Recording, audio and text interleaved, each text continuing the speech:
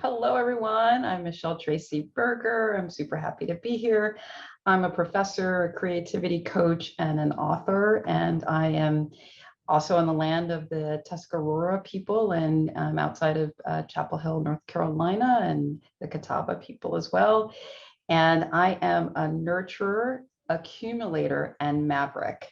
And I was surprised by that combination, but it completely made sense.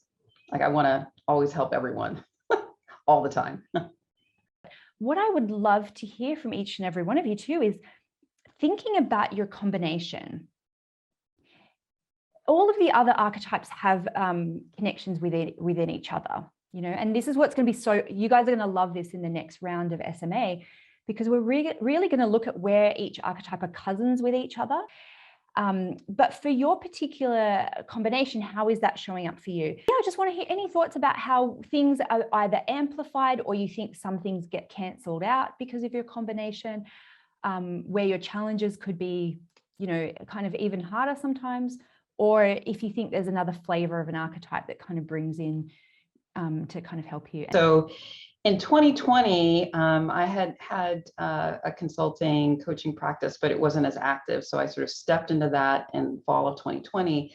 But in joining Money Bootcamp and learning about the money archetypes in 2021, I was really able to take the work to a new level because I realized I was really attracting, I don't want to say the wrong kind of client, but as a nurturer and accumulator, I really wanted to attract more mavericks and celebrities. And so I would learn how to kind of use the energy of attracting different kinds of clients who would be willing to really go with the kind of innovation, creativity, and actually trusting not having to over deliver. So that has been really, really helpful for me. I would say on the personal side that understanding that for me, the nurturer and accumulator, I was very good at just personally saving money, you know, having all my finances together. However, that sense of really self-love and deepening self-love, that because I could spend on everybody else. Like, I love giving gifts, like sort of, you know, the whole sense of love languages. Gifts are like one of my love languages.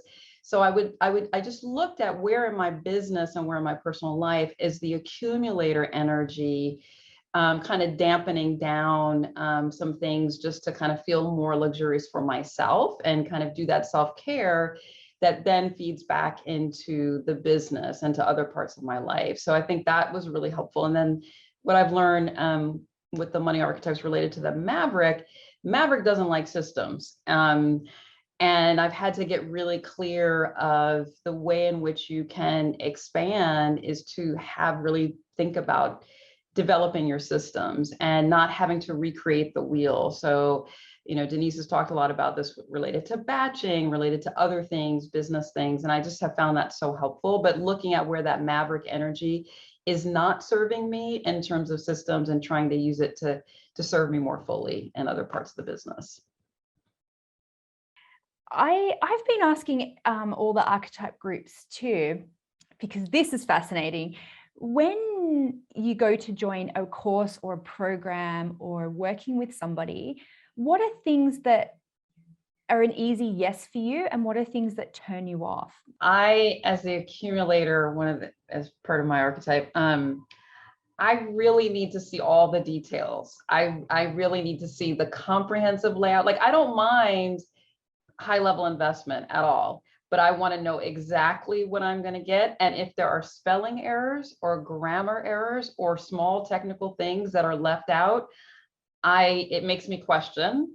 So I'm really very detailed oriented about that. I mean, I do care about the larger things as well, like energy and what other people talked about. But for me, it's like, what's in that sales page? I want it to be comprehensive. I want it to be clean. I want to really feel like I was about to say to get my money's worth. That's not quite it, but that like the time and investment I'm going to get like something really amazing out of that. So I want all the, you know, I's dotted and all that stuff.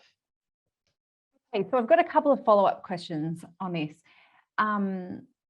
One, case studies. Okay, I find this really fascinating around case studies because I've heard from mavericks are almost like, if it's too popular and there's too many case studies, they're kind of like, because they like things to kind of be new and a little bit underground sometimes. So who's our maverick? Michelle, is it what? So you've got the accumulator part, but I've also heard from accumulators that they're a little bit skeptical sometimes of case studies because they kind of go, oh, that's just marketing. So Michelle, having both that accumulator and that maverick part, tell me what you think about case studies in that way. Are they important to you? Do you read them? Do you listen to them? Too many of them, just I start to tune out. But like 2 or 3 good ones. And I think what Yewande said about, are there people or are there situations that I can really relate to in those case studies? So I don't necessarily need 10 of them, but 2 or 3 really good ones that are anchored. I like that. But yeah, too many, I just don't resonate with. There's too many. And I wonder if that just triggers that skepticism thing too, of going like, it's too good to be true, or I don't know, there's something there that could be triggering almost the skepticism of both of those archetypes for you, the accumulator and the maverick.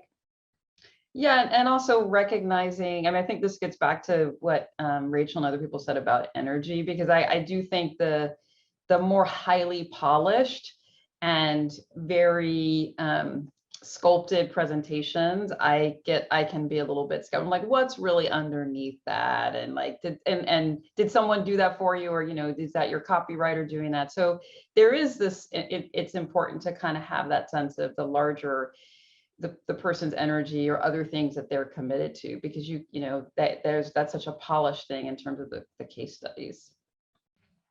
Okay, so here's a question that no one mentioned: giving back. So is it important to you to see that somebody gives back with their business or with their launch? So what if it was then a surprise on the thank you page to say, hey, and we're going to donate, this, I mean, because we always donate for launches, but we don't do it as part of our launch. We don't talk about it really. And it was just a curious hypothesis for me to go, oh, would that be something that you would, especially if your business was geared towards connectors, nurturers, is that something that's just a must do? But it sounds like it's kind of not. Michelle, what have you got to say on that one? I was just going to say that if I've been on someone's newsletter list and I see them talking about things, so I'll just give an example. Leonie Dawson, who I know, was a great mentor, and she's just an amazing entrepreneur. I'd been on her newsletter list for years and years and following her. And when she opened up one of her courses, this is in 2020, she basically said, I'm devoting several scholarships to BIPOC and Indigenous people, and who might want to take this particular course, so please forward this to them, please do. And I've just seen her, because she had been talking a lot about anti-racism, I mean, for a while, and so it just was very consistent. And I've seen other people who have made different kinds of commitments like that. And I think it goes to what Rachel and other people said. It's like, and Sora, like that sense of alignment. You might know them in these other contexts, so it just makes a alignment. It just seems very natural. So there's so many more questions. Where do I want to go next? Okay, so I would love to hear about your ideal clients, okay? Because I'm a big believer in business. There's no right or wrong business models. There's no right or wrong, clients. There's no right or wrong marketing that you want to do. It's just finding the right fit for you. And sometimes when we start, we don't know, and we're just either trying to be ourselves and seeing who we attract, or we try and be everything to everyone, which could maybe be a connector, nurturer kind of thing.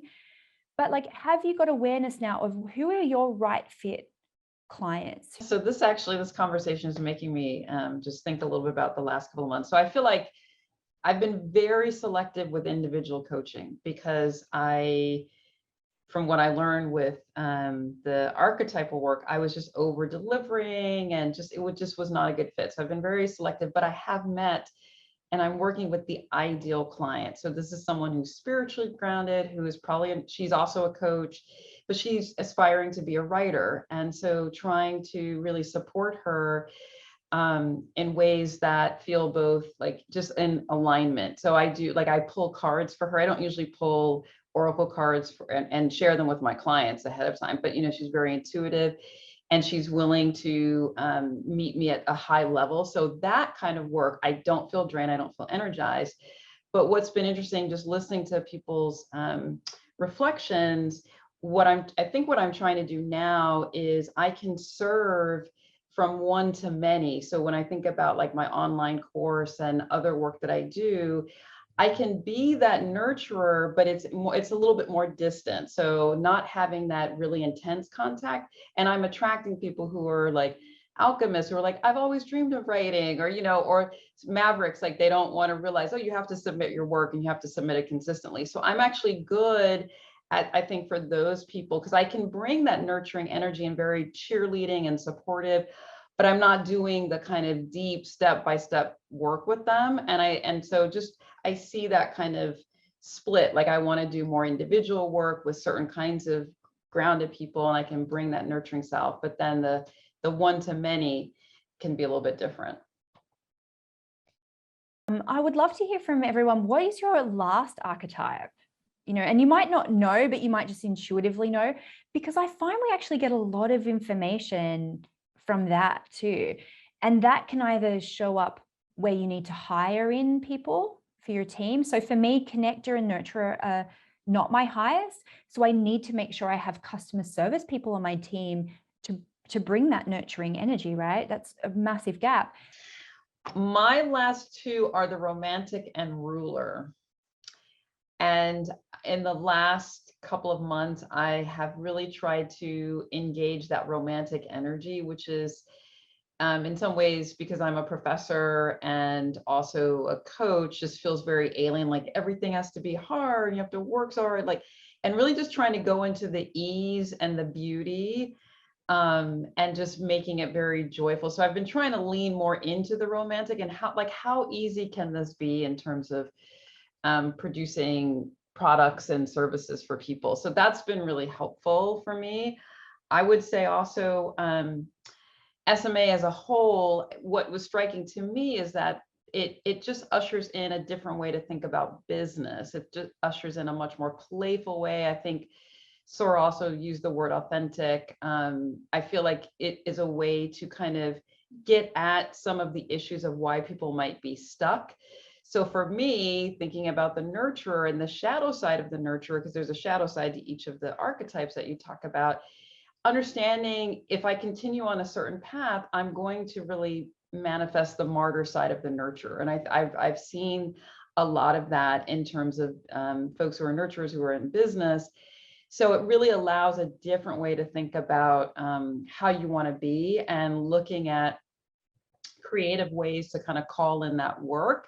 And I mean, I found the SMA cards where you think about the words that help to define the archetypes. Using that, I started to use some of that in my copy editing and in some of my sales page, and really being intentional about the kinds of clients that I would want to attract.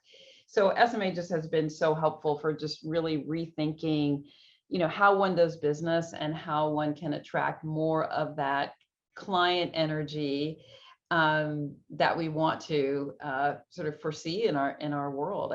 I find it just so playful too, so helpful and playful. So, are you a ruler, a connector, or a maverick?